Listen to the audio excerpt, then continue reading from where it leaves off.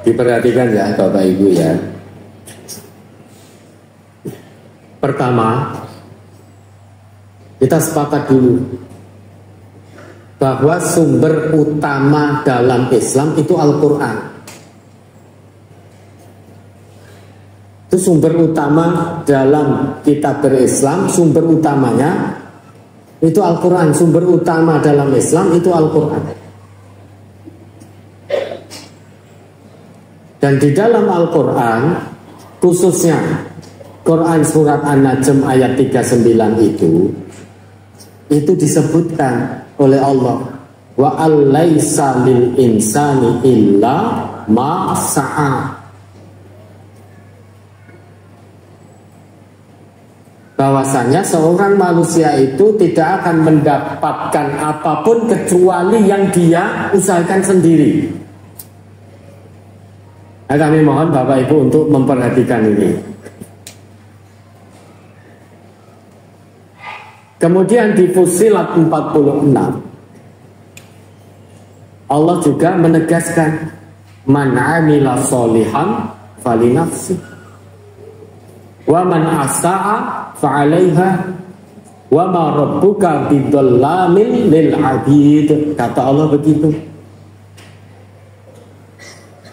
Siapapun yang berbuat amal soleh, maka pahalanya untuk dirinya sendiri. Siapa yang berbuat dosa, maka dosanya dia tanggung sendiri. Allah sekali-kali tidak akan pernah mendolimi hambanya. Artinya pahala yang dia usahakan sendiri tidak mungkin diberikan kepada orang lain oleh Allah. Dosa yang dia lakukan tidak mungkin ditanggung oleh seseorang. Wala taziru waziratun wizra ukhra. Ini sumber utama dalam Islam. Namun demikian, yang ditinggalkan oleh Rasulullah kepada umat beliau itu bukan hanya Al-Quran. Ada juga sunnah-sunnah beliau, baik qauliyah, ucapan beliau, sabda beliau, maupun fi'liyah, perbuatan beliau, maupun takririyah, ketetapan beliau. Itu menjadi sumber kedua dalam Islam. Dan di Al-Hasyr ayat 7 juga disebutkan, wa ma atakumur rasulu fakhudhuhu wa ma nahakum anhu fantahu. Ini ketetapan diumumkan langsung, dideklar langsung oleh Allah. Apapun yang Rasul datangkan kepada kalian, terima dia. Apapun ketetapan Rasul, baik qauliyah beliau, fi'liyah beliau, takririyah beliau, apapun itu, selama itu benar-benar dari Rasulullah Muhammad sallallahu alaihi wasallam, terima dia. Jangan ditolak, jangan ditawar. Wa ma nahakum anhu fantahu. Dan apapun yang Rasul larang atas kalian, maka tinggalkan. Cegah diri jangan melakukan apa yang dilarang oleh Rasulullah. Apapun itu larangan dari Rasulullah Muhammad sallallahu alaihi wasallam. Sehingga sunnah beliau ini yang berisi qauliyah, sabda beliau, fi'liyah, perbuatan beliau, takririyah, ketetapan beliau, diamnya beliau, itu menjadi sumber kedua bagi umat Islam dalam menjalankan Islam. Baik Al-Quran yang menjadi sumber utama maupun sunnah Rasulullah yang menjadi sumber kedua, itu yang menjadi warisan Rasulullah kepada umat beliau. Jaminan dari Rasulullah, lan tadhillu ma masaktum bihima. taraktu fikum amroini lan tadillu ma masaktum bihima. Telah aku tinggalkan kepada kalian dua perkara, yang mana jika kalian berpegang teguh pada keduanya, niscaya kalian tidak akan pernah tersesat selama-lamanya, baik dunia maupun akhirat. Dua sumber, dua warisan yang Rasulullah tinggalkan pada kita itu adalah kitab Allah wa sunnata Nabi. Kitab Allah maksudnya Al-Quran, dan sunnah nabinya, sunnah Rasulullah maksudnya sunnah beliau, baik yang qauliyah, fi'liyah maupun takririyah. Pegangan kita sumber utama dulu Al-Quran. Di dalam Al-Quran disebutkan seseorang tidak akan mendapatkan apapun kecuali yang dia usahakan sendiri, bukan hasil usaha orang lain. Kemudian yang kedua, siapa yang beramal soleh, pahalanya untuk dirinya sendiri. Siapa yang berbuat dosa, dosanya ditanggung sendiri.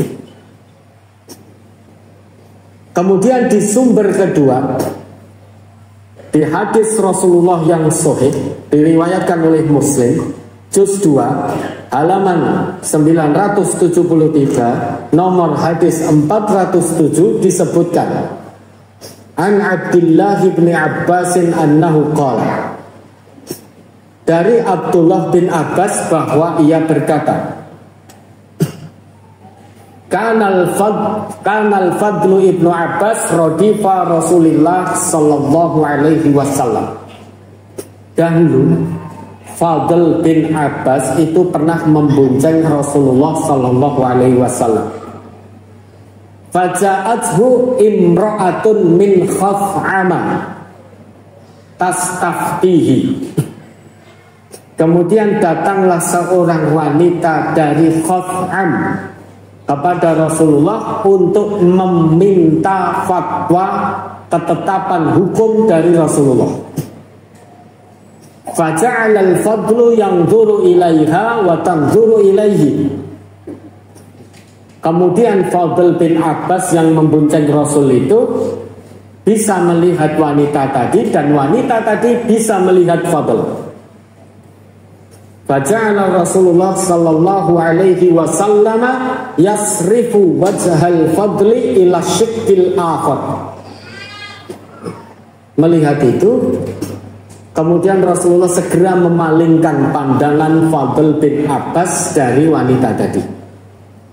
Dipalingkan pandangan Fadl ke arah lain. Qalat, wanita dari Khaf'am tadi berkata, ya Rasulullah, wahai Rasulullah, inna faridatallah ala ibadihi fil haji adrakat abi syaikhan kabiran. Wahai Rasulullah, sesungguhnya kewajiban Allah atas hambanya dalam haji itu baru bisa dipenuhi oleh bapakku, ayahku, di saat ayahku ini sudah syaikhan kabira, sudah sangat-sangat tua, sangat sepuh. La yastati'u ayyathbuta 'ala rahilah. Sehingga ayahku tidak mungkin lagi secara fisik untuk duduk di atas kendaraan sehingga datang untuk menunaikan ibadah haji.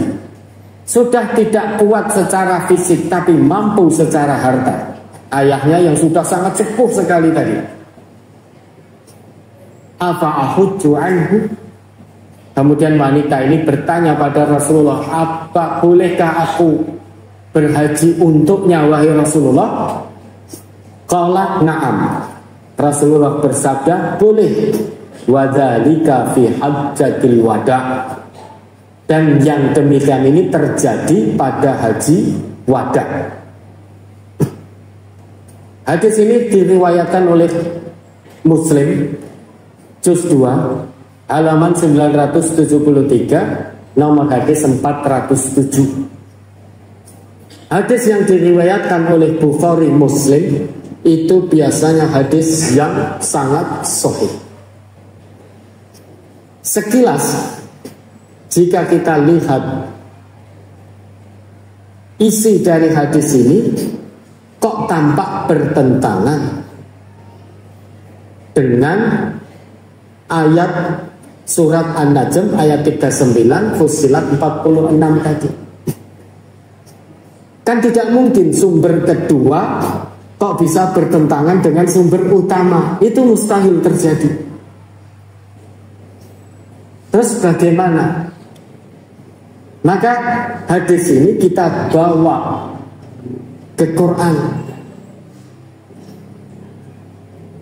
Tetap biar bagaimanapun seseorang itu hanya akan mendapatkan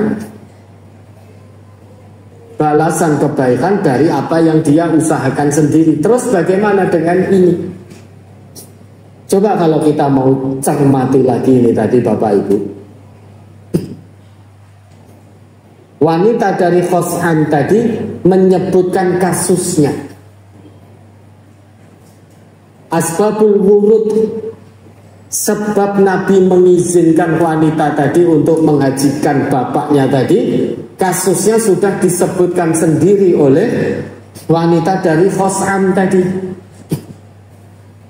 Satu, itu bapak kandungnya sudah sangat sepuh sekali, sehingga tidak lagi mampu secara fisik, karena haji itu ibadah fisik. Selain ibadah harta, itu juga ibadah fisik.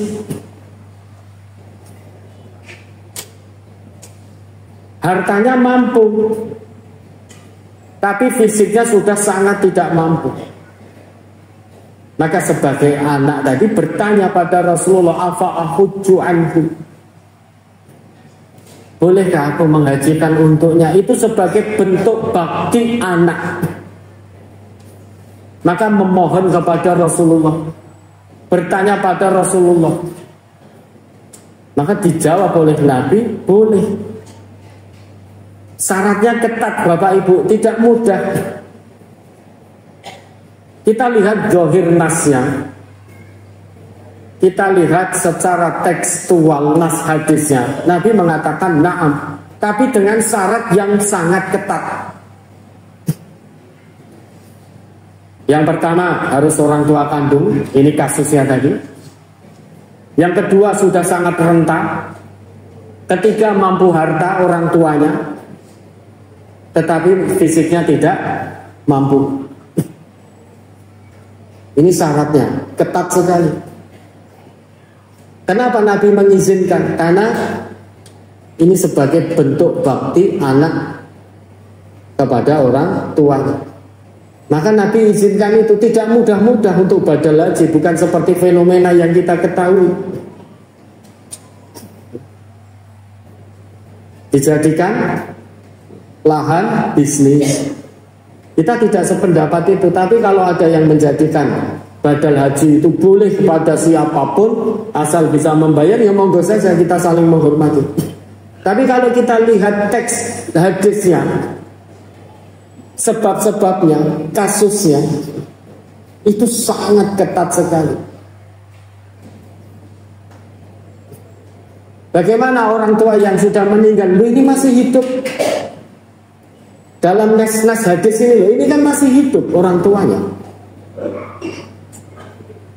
Nah terus orang tua yang sudah meninggal bagaimana? Ini sebabnya masih hidup yang ditanyakan oleh wanita tadi, dari Khos'an tadi. Maka syaratnya ketat, kita memahaminya seperti itu, sehingga tidak mudah-mudah. Bukan berarti menolak hadis ini, bukan.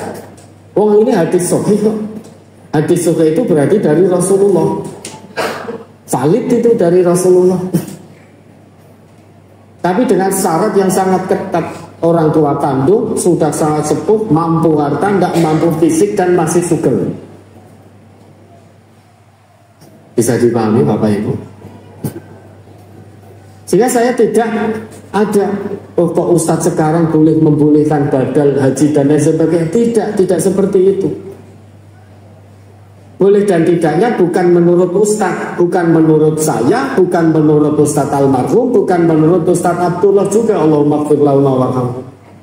Bukan menurut fulan. Tapi menurut Allah dan Rasulnya. Dalam hadis ini Rasul ketika ditanya, beliau menjawab na'am. Iya. Tapi dengan kasus di atas tadi, sebagaimana yang dinyatakan sendiri oleh wanita dari Khos'am tadi. Bapak kandungnya sudah sangat sepuh, mampu harta tapi tidak mampu fisik, masih hidup bukan sudah meninggal. Loh, MTI tekstual banget, ya memang begini. Nas hadisnya tertulis seperti itu. Kita tidak berani memberi makna yang neko-neko, sehingga melakukan pengembangan. Oh, boleh badal siapapun. Oh, kita tidak berani itu. Siapa kita? Tidak punya kita kemampuan untuk itu. Memberi makna hadis dengan pengembangan seperti itu, kita tidak punya kemampuan untuk itu. Nah, kita baca sudah sangat jelas ini. Sebab Nabi mengizinkan, sudah dijelaskan sendiri, ditanyakan sendiri oleh wanita dari Khos'am tadi.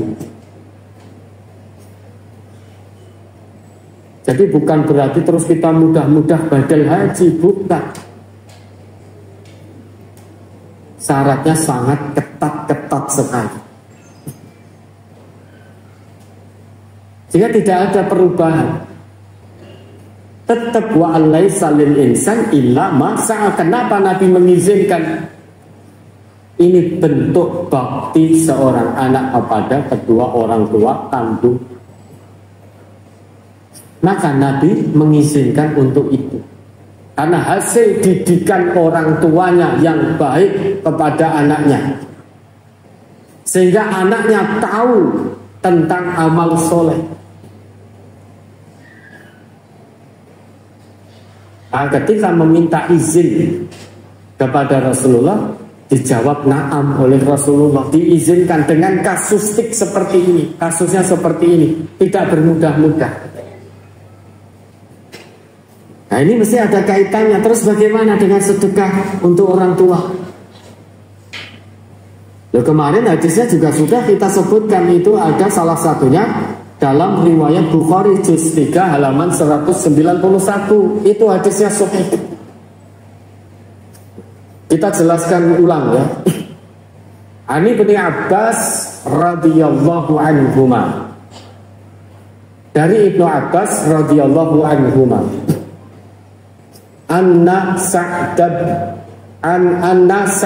bin Ubadah, bahwasanya Sa'ad bin Ubadah radhiyallahu anhu tuwfiyat ummuhu wa huwa ghaibun anha.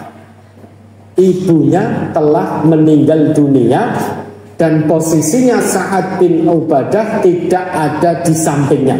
Entah di mana tidak disebutkan. Yang jelas, ketika ibunda dari Sa'ad bin Ubadah meninggal, Sa'ad bin Ubadah tidak ada di sisinya. Faqala, kemudian Sa'ad bin Ubadah bertanya kepada Rasulullah, ya Rasulullah, wahai Rasulullah, inna ummi tuwuffiyat wa ana ghaibun anha. Sesungguhnya ibuku telah meninggal dunia, dan pada saat ibuku meninggal dunia aku tidak ada di sampingnya. Mungkin kalau dalam bahasa kita mungkin tinggalnya di luar kota atau sedang safar kemana. Yang jelas tidak ada di tempat.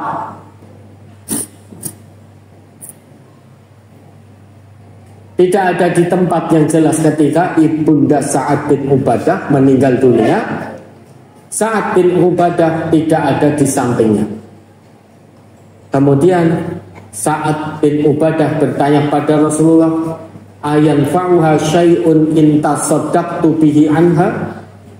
apakah bermanfaat wahai Rasulullah jika aku bersedekah dengan sesuatu untuk ibundaku? Qala na'am. Jawab Rasulullah, iya. Qala, kemudian Sa'ad bin Ubadah meneruskan perkataannya, fa inni ushiduka. Oleh karena itu wahai Rasulullah, sungguh aku persaksikan atasmu anna ha'itiyal mikhrafa sodaqotun alaiha. Kalau begitu, aku persaksikan kepadamu wahai Rasulullah bahwasanya kebun kurmaku yang sedang berbuah ini aku sedekahkan atas nama ibundaku. Hadis ini sahih, riwayat Al-Bukhari, ada di juz 3 halaman 191. Terus bagaimana dengan wa alaysa lil insan illa ma sa'a? Bagaimana dengan man 'amila sholihan falinafsih wa man asa'a fa'alaiha? Sekali lagi kita memaknai hadis ini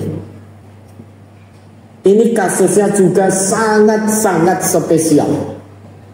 Yang pertama, tadi disebutkan satu, ibu kandung meninggal dunia. Ibu kandung berarti orang tua kandung meninggal dunia, anaknya tidak berada di tempat. Itu pertama. Yang kedua, yang dilakukan saat tadi ketika menyedekahkan sesuatu untuk ibundanya dan dipersaksikan di hadapan Rasulullah tadi, ternyata apa? Ha'itiyal mikhraf, inna ha'itiyal mikhraf, kebun kurma yang sedang berbuah sebentar lagi panen. Artinya sesuatu yang sangat berharga yang dimiliki saat, sesuatu yang paling berharga yang dimiliki oleh Sa'ad bin Ubadah. Maka diizinkan oleh Rasulullah tadi, boleh. Lantas apa yang dilakukan Sa'ad bin Ubadah? Sa'ad bin Ubadah menyedekahkan sesuatu yang paling berharga yang dia miliki. Bukan sesuatu yang remeh-temeh, tapi sesuatu yang paling istimewa, sesuatu yang paling berharga yang dimiliki oleh Sa'ad bin Ubadah, yaitu kebun kurmanya yang sedang berbuah, yang sebentar lagi panen raya. Itu yang disedekahkan atas nama ibundanya, yang paling berharga. Maka kita tidak berani melakukan pengembangan makna hadis ini. Ya sudah, hadisnya seperti ini. Kita tidak berani melakukan pengembangan makna hadisnya. Oh, kita sedekah memberi makan orang lain, tapi saya niatkan pahalanya untuk bapakku, untuk ibuku. Tidak bisa kita melakukan pengembangan begitu. 7 hari, 14 hari, sekian memberi makan tamu-tamu, kemudian niatnya untuk ibunya, untuk bapaknya. Kita tidak berani melakukan seperti itu, tetapi tidak melarang dan tidak menyalahkan saudara kita yang melakukan seperti itu, meniatkan seperti itu. Nah, kalau bapak ibu atau kita ini, keluarga besar MTA ini, ingin mengamalkan hadis ini, maka orang tua kandung dan yang disedekahkan apa yang paling berharga yang kita miliki. Contohnya, jika bapak ibu punya rumah dan mobil misalkan, lebih berharga mana? Kalau mau bersedekah, ya rumahnya sedekahkan. Dan hanya sekali itu, tidak berulang-ulang. Karena tidak ada riwayat kemudian Sa'ad bin Ubadah bersedekah atas nama ibunya untuk yang kedua kali, ketiga kali, keempat kali. Tidak ada berulang-ulang seperti itu. Kita belum menemukan. riwayat bahwa Sa'ad bin Ubadah atau yang lain, sahabat yang lain itu bersedekah terus seperti itu. Dan juga tidak kita temukan, kita belum juga menemukan Nabi mengkhususkan atau menyerukan untuk itu, juga tidak. Kita belum temukan karena kebodohan kita. Yang ada jawaban dari Nabi tadi, na'am, sudah itu. Maka bagi Bapak Ibu keluarga besar MTA, kalau mau mengamalkan hadis ini syaratnya sangat ketat. Orang tua yang sudah meninggal, kemudian yang disedekahkan sesuatu yang paling berharga yang kita miliki dari harta dunia ini.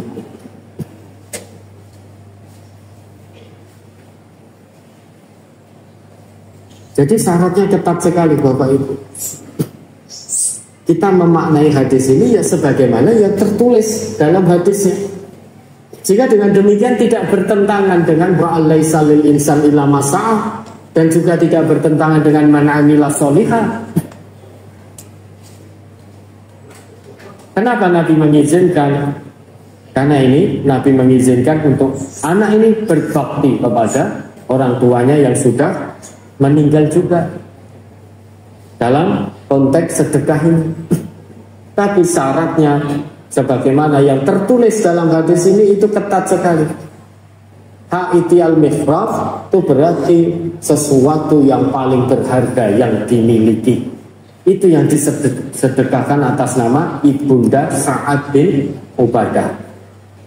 Namun demikian kita tidak melarang saudara muslim kita dengan berlandaskan dalil ini, hadis ini, kemudian melakukan badal haji sebagaimana umumnya, kemudian bersedekah untuk ibunya, untuk bapaknya, dengan sedekah apapun yang dia punya, ya monggo sajalah.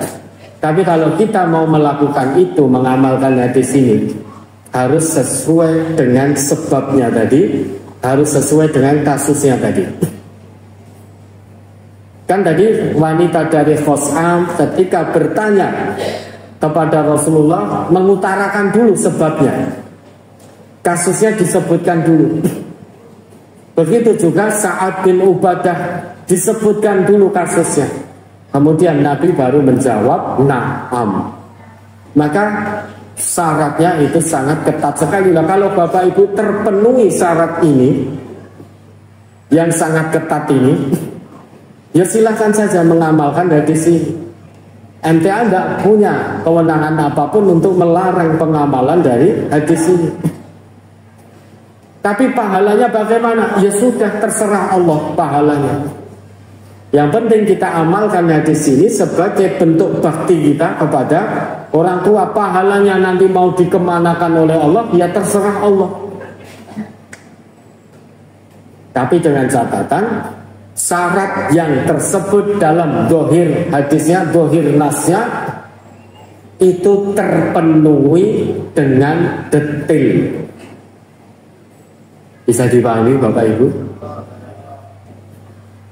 Sehingga kita kok tidak terus membolehkan badal gampang-gampangan begitu saja, terus sedekah atas nama orang lain dengan begitu mudahnya. Tidak seperti itu.